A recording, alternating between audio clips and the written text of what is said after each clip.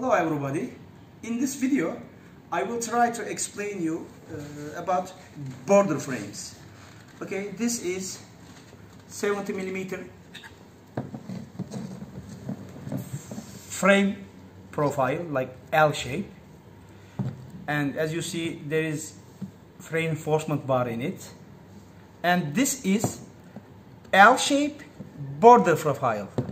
Can you see the differences?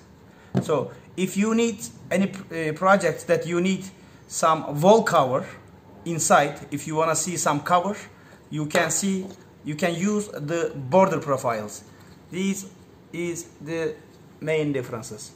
These can come on the wall, and inside when you see it, you can see the coverage of the PVC. So this is the main difference.